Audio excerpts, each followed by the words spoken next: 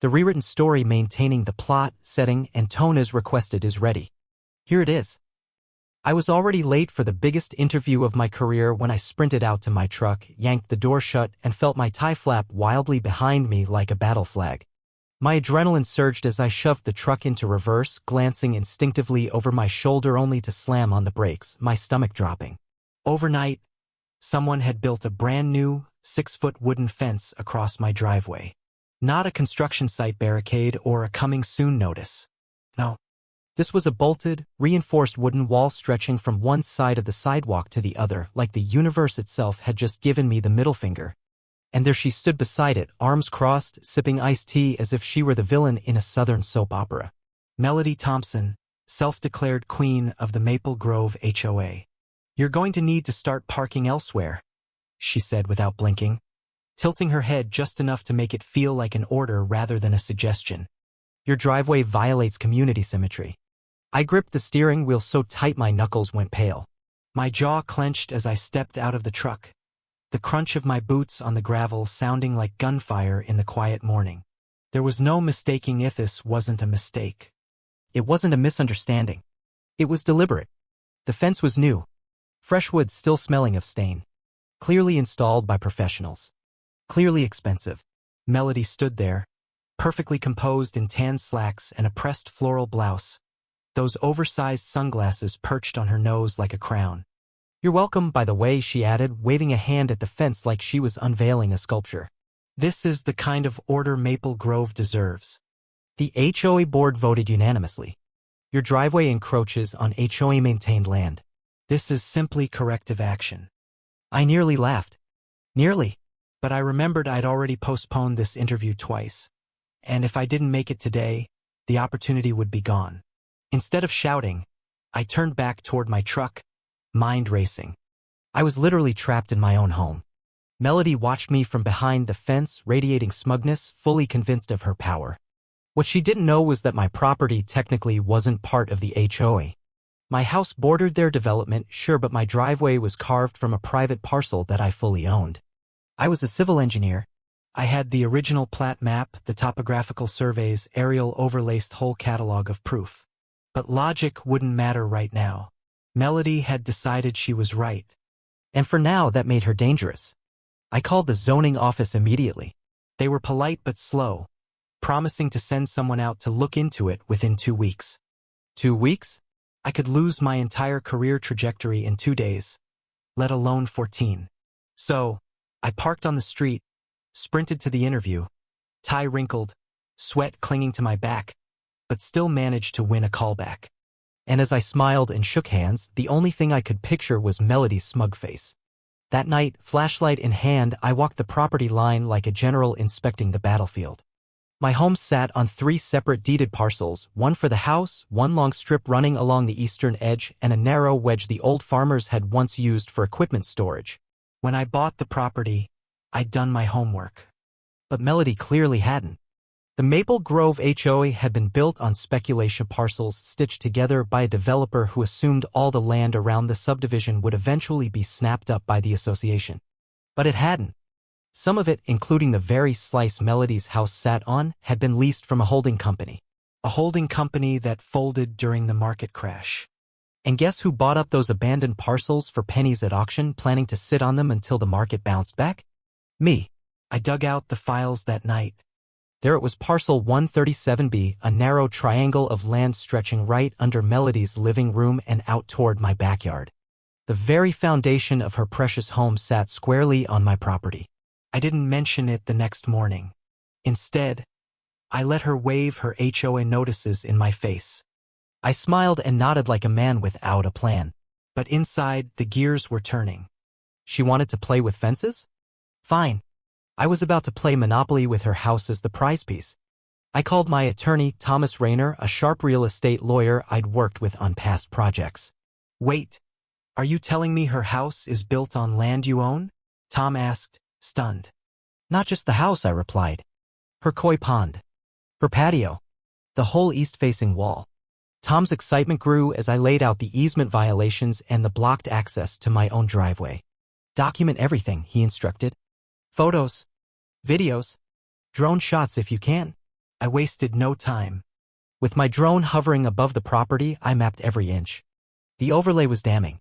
Melody's house sat like a trespasser, bold and oblivious, right on top of land she had no legal claim to.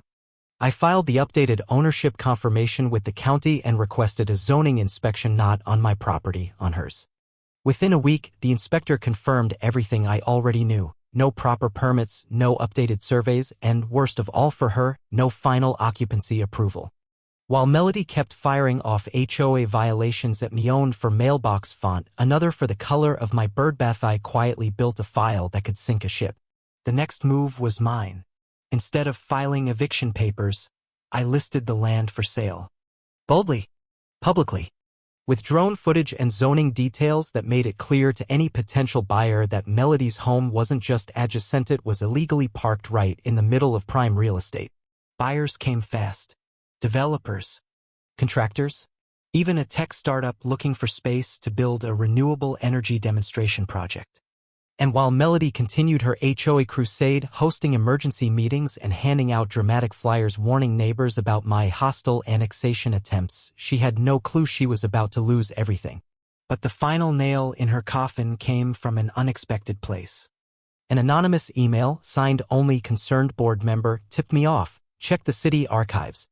Blueprint deviation on parcel 137B. Never finalized. Never cleared. I dug through the archives. Sure enough, Melody's contractor had expanded the foundation beyond the approved footprint and never filed the necessary variance. The house had never been cleared for permanent occupancy. It was sitting there, technically condemned, from the day the walls went up. When I handed that file to Tom, he laughed. "This isn't just encroachment," he said. "This is squatting with delusions of grandeur." I posted one small real estate sign on the contested land right beneath her prized rosebush. For sale, land only. Buyer assumes possession rights. Inquire within.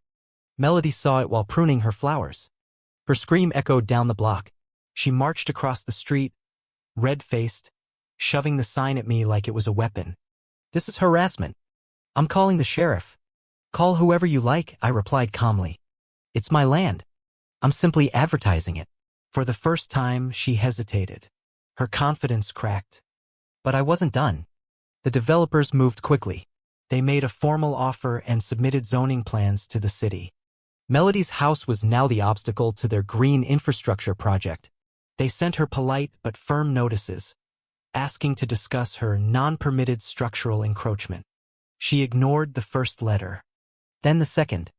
By the time the third arrived as one hand-delivered by a legal courier, Melody wasn't strutting the neighborhood with her clipboard anymore. Her koi pond was covered with a tarp. Her weekly newsletters had gone silent. She finally responded with a cease and desist letter, claiming emotional distress and reputational harm. Tom read it, chuckled, and filed it directly into the recycling bin. The new landowners didn't blink. They filed a land reclamation suit. Melody was officially given 30 days to vacate the portion of her home sitting on the contested land, which meant, in practice, vacating the entire structure. The HOA board held an emergency vote. Melody was removed as president due to community trust concerns. A public notice went up at the mailbox kiosk announcing new board elections. Melody wasn't on the ballot. The eviction notice arrived like a thunderclap. A thin white paper taped above her brass welcome sign. The irony was so rich I almost felt bad for her. Almost. She moved out quietly. No grand speeches. No goodbye waves. Just a moving truck, a few hired hands, and Melody slipping away behind dark sunglasses. Her fence came down faster than it went up, loaded onto a scrap truck like an afterthought. Her house followed, deconstructed piece by piece, the developers salvaging materials and making sure everything was done by the book. What replaced it was the opposite of what Melody had envisioned. A smart community plaza, complete with green spaces, renewable energy systems, and an open-air market. They even invited me to consult on the zoning layout. When a local news station picked up the story, I hesitated but agreed to an interview. I kept my words measured. No gloating, just the facts. Melody had built her house on land she didn't own. I defended my property rights. The system did the rest. The story spread fast. Memes popped up. "Don't fence me in unless you want to lose your house." And then one quiet evening, I spotted a familiar sedan parked across from the new plaza. Melody, sitting alone, staring at the land where her castle once stood. She didn't get out. She didn't wave. She just watched for a while, then drove away. I never saw her again. But every time I walk through that plaza past the solar panels, the garden beds, and the commemorative plaque that reads, "Proof that boundaries matter," I remember what she taught me. Revenge doesn't always have to be loud. Sometimes the quiet facts are enough to win.